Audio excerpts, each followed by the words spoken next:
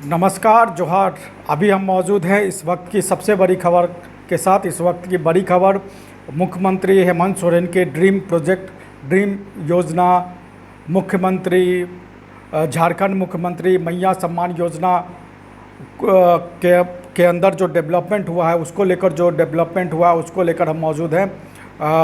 दो डेवलपमेंट हम कर सकते हैं इस मामले को लेकर हुआ है, दो तब्दीली हुई है। एक, आज इस पूरी योजना को लेकर नया एसओपी जारी कर दिया गया है, और दूसरा कि मुख्यमंत्री हेमंत सोरेन ने कहा है कि इस योजना को लेकर जो दिक्कतें हो रही हैं महिलाओं को, जो रजिस्ट्रेशन करने में जो परेशानियां हो रही हैं उसको लेकर मुख्यमंत्री ने कहा है कि ये परेशानियां जल्द दूर कर ले जाएंगे।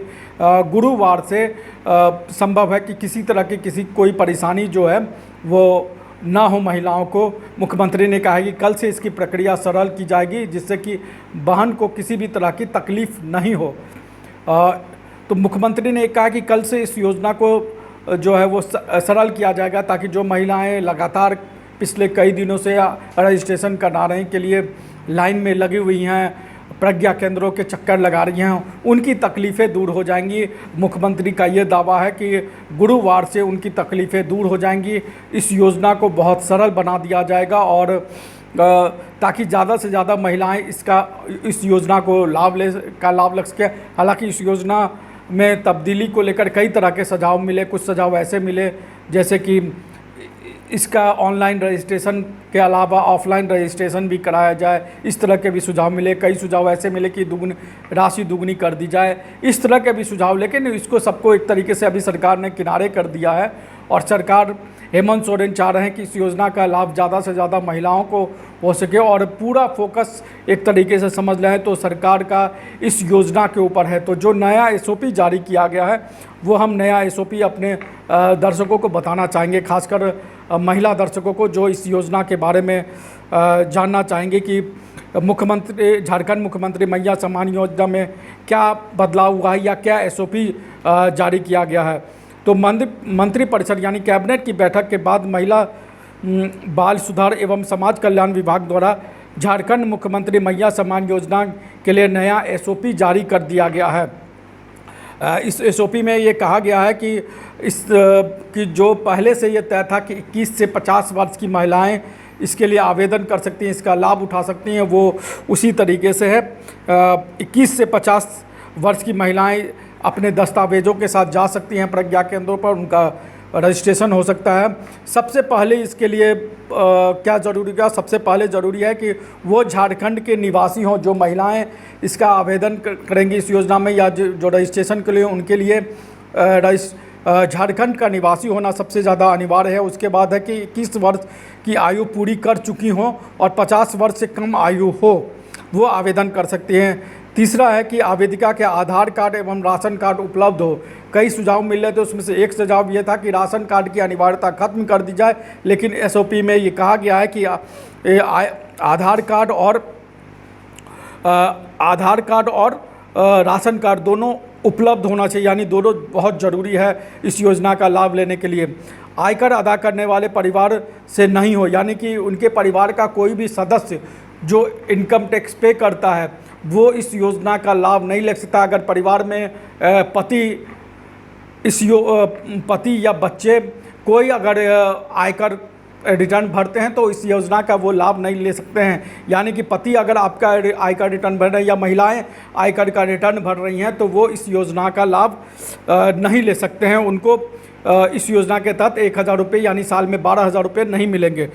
उसके बाद जो एसओपी में कहा गया है उसमें यह है कि आवेदिका स्वयं या उनके पति, अविवाहित आवेदिका के संदर्भ में पिता केंद्र राज्य सरकार अथवा केंद्रित राज्य सार्वजनिक क्षेत्र के उपक्रमों, विधिक निकाय, स्थानीय निकाय, शहरी निकाय, सरकार से सहायता प्राप्त संसाधनों में नियमित अस्थायी कर्मी, संविदा कर्मी, मानदेय कर्मी के रूप में नियोजित न हो, अथवा सेवानिवृत्ति के उपरांत पेंशन एवं पारिवारिक पेंशन ना प्राप्त करते। यानी कि जो अलग अलग सरकारी, चाहे वो राज्य के हो या केंद्र सरकार के हो या किसी अलग निकाय में जो एक तरीके से सरकारी कर्मचारी होंगे, वो इस योजना का लाभ नहीं उठा सकते हैं। ना जो पेंशन दे रहे होंगे वो इस योजना का पेंशन ले रहे होंगे वो इस योजना का लाभ ले सकते हैं। आवेदिका का ईपीएफ धारी नहीं होना चाहिए, यानी कि उनका ईपीएफ नहीं होना चाहिए। ये सब एक और शर्त है इस योजना का लाभ लेने के लिए। आवेदिका महिला बाल विकास एवं सामाजिक सुरक्षा विभाग झारखंड रांची द्वारा संचालित किसी अन्य सामाजिक सुरक्षा पेंशन योजना का लाभ पहले से प्राप्त नहीं कर रही हो, यानी कि अलग अलग योजनाएं जो सरकार द्वारा चला रही हूँ उसके तहत भी वो ऐसा ना हो कि वो पेंशनधारी हों तो उनको इस योजना का लाभ जो है वो नहीं मिलेगा। उसके बाद कि अब महिला आवेदिका को योजना का लाभ प्रदान करने हेतु निम्नलिखित मानक संचालन प्रक्रिया निर्धारित की जाती है, यानी क्या क्या दिया गया उसमें जो मानक इसमें दिया गया उसमें है कि ग्रामीण क्षेत्रों में आंगनबाड़ी केंद्र और पंचायत भवन अथवा शहरी क्षेत्रों में आंगनबाड़ी केंद्र अथवा उपायुक्त द्वारा निर्धारित स्थल को आवेदन संग्रह केंद्र घोषित किया जाता है, यानी कि प्रज्ञा केंद्र के अलावा और केंद्रों को भी एक तरीके से रजिस्ट्रेशन के लिए खोल दिया गया है, जिसमें से आंगनबाड़ी केंद्र हैं, पंचायत भवन, इनको भी खोल दिया ताकि ज़्यादा से ज़्यादा महिलाएं सिर्फ एक सेंटर पे ना महिलाओं की भीड़ जमा हो, अलग अलग सेंटरों पे इस तरह इसका काम ये रजिस्ट्रेशन का काम हो सके। उसके अलावा केंद्र आवेदन संग्रह केंद्र पर सरकारी कर्मी आंगनबाड़ी केंद्रीय सहायिका द्वारा आवेदिकाओं से आवेदन प्राप्त कर पावती दिया जाएगा, जिसमें प्राप्तिकर्ता द्वारा अपना नाम, पदनाम, मोबाइल नंबर स्पष्टता अंकित किया जाएगा। जो फॉर्म मिलेगा उसमें सारा चीज़ सारा आपको भरना होगा।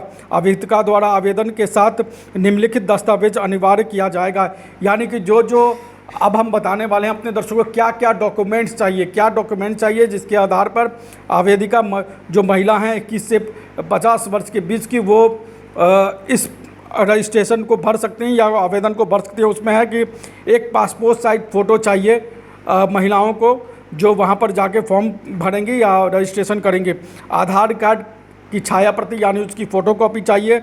बैंक पासबुक की छाया प्रति चाहिए ताकि जिस अकाउंट में पैसा जाए जिस अकाउंट में पैसा जाना है उस अकाउंट का फ़ोटोकॉपी चाहिए। राशन कार्ड की छाया प्रति यानी राशन कार्ड की फ़ोटोकॉपी चाहिए।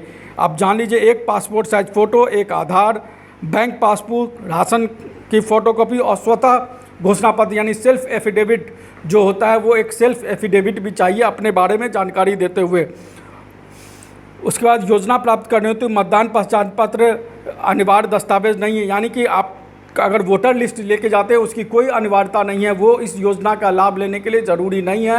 आधार कार्ड या राशन कार्ड अनिवार्य है, वोटर आई कार्ड इसके लिए अनिवार्य नहीं है। ये नए एसओपी में जो है वो कहा गया है। उपयुक्त दस्तावेज के आधार पर आवेदिका को योजना का लाभ प्रदान किया जा सकता है। जिस महिला का राशन कार्ड में नाम नहीं है उनके लिए उनके पति या पिता का राशन कार्ड मान्य होगा, यानी कि जिन महिलाओं का अगर राशन कार्ड में नाम नहीं है वो अपने पति या पिता का नाम लेकर आवेदन कर सकती हैं, रजिस्ट्रेशन कर सकती हैं, उनको इस योजना का लाभ मिलेगा। आवेदन जमा हो जाने के बाद लाभुकों को योजना का लाभ प्रदान करने हेतु JPTIT द्वारा विकसित पोर्टल डिजिटाइजेशन का कार्य उपायुक्त के दिशा निर्देश में संपन्न कराया जाएगा।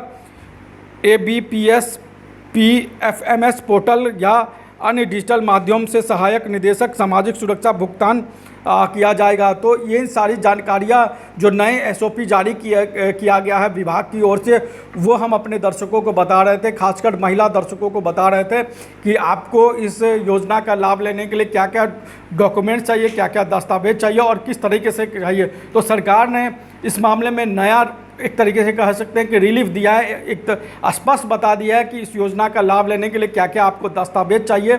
और जो पहले बात थी कि सिर्फ प्रज्ञा केंद्रों पर जाना होगा, तो कई और केंद्रों को खोल दिया गया जिसमें आंगनवाड़ी केंद्र हैं और कई ऐसे केंद्र खोल दिए गए हैं जिससे ताकि ज़्यादा से ज़्यादा महिलाएं इसका लाभ ले सकें। और जो लंबी लाइनें हम देख रहे थे, जो अव्यवस्था की स्थिति हो रही थी जिसको लेकर मुख्यमंत्री लगातार चिंतित थे और लगातार वो बैठक कर रहे थे, तो उम्मीद है कि गुरुवार से इस योजना में एक तरीके से स्मूथनेस आएगा। इस योजना के लिए जो रजिस्ट्रेशन करना जाएंगे उनको सुविधाएं होंगी, उनको असुविधा नहीं होगी। जो मुख्यमंत्री ने अपनी तरफ से कोशिश की है, विभाग के अधिकारियों को भी निर्देश दिया है और विभाग ने भी इसको लेकर SOP जारी कर दिया है।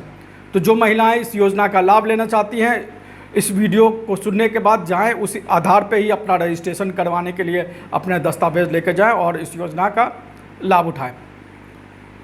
आप हमारे इस वीडियो को लाइक करें, सब्सक्राइब करें और शेयर ज़रूर करें, ताकि जो महिलाएं इस योजना के बारे में नहीं जान पाई हैं वो भी इस योजना के बारे में जान लें। नमस्कार, जोहार।